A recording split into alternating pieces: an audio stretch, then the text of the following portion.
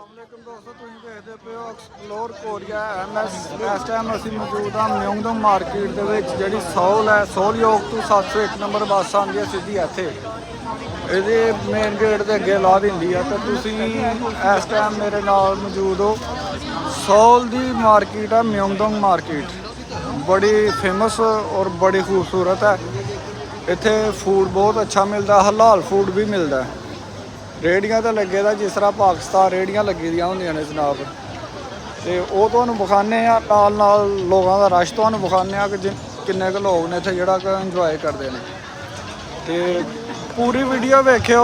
पूरी वीडियो वेखने तो बाद दस्सिया जे वीडियो तुहानूं किस तरह की लगी, अच्छी लगी है नहीं लगी, किहो जी लगी है। Like comment. हलाल फूड दी दुकानां इत्थे देखो, बड़ी मशहूर तरीन जी जगह है ना मियोंगडम। वो अगे अपने खुद ही जा रहे हैं।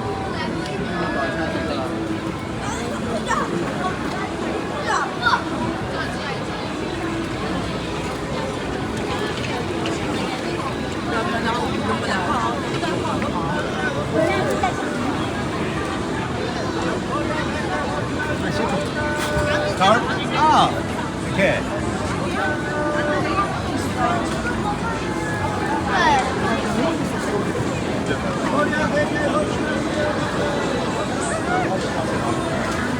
Korea is so beautiful country. जे तुसी विजिट करना कदे किसी कंट्री का तो कोरिया का विजिट करो जनाब। बड़ा मजे का कंट्री है, बड़ा खूबसूरत कंट्री है और बड़ा इंटरस्टिंग है। जगह बड़ियां जड़ियां घूमन वालियां। ज़्यादातर इत्थे विजिटर घूमते हैं आन के अंग्रेज अंग्रूज जोड़े ने साढ़े वर्गे तो लेबर से आ जाते हैं। E9 वीज़ा जिंदाबाद। आतिफ भैन कितने फिर रहे हैं, कितने फिर रहे हैं? ਤੁਹਾਡੇ ਕੋਲ ਮਹਿਮਾਨ ਆਏ ਨੇ, ਜਿੱਥੇ ਮਰਜ਼ੀ ਬਣਾਓ। हेलो, ਅਸੀਂ ਮਹਿਮਾਨਾਂ ਨੂੰ ਇਹੋ ਜਿਹੀਆਂ ਜਗ੍ਹਾ ਤੇ ਫਰਾਨੇ ਹੁੰਦੇ ਆ। ਖਾਣ ਪੀਣ ਵਾਲੀ ਜਗ੍ਹਾ ਤੇ ਫਿਰਨਾ ਚਾਹੀਦਾ। ਹਾਂ, ਖਾਣ ਪੀਣ ਵਾਲੀਆਂ ਜਗ੍ਹਾ ਤੇ ਦੇਖ ਆਈਸਕ੍ਰੀਮ ਦਾ ਹਿਸਾਬ।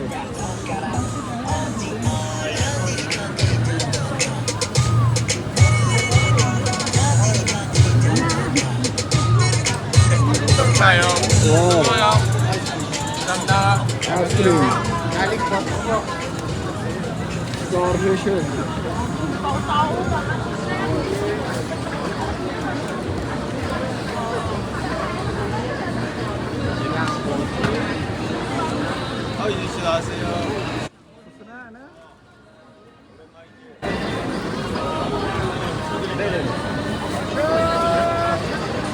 जनाब अभी फूड बड़ा चलता है इत्थे।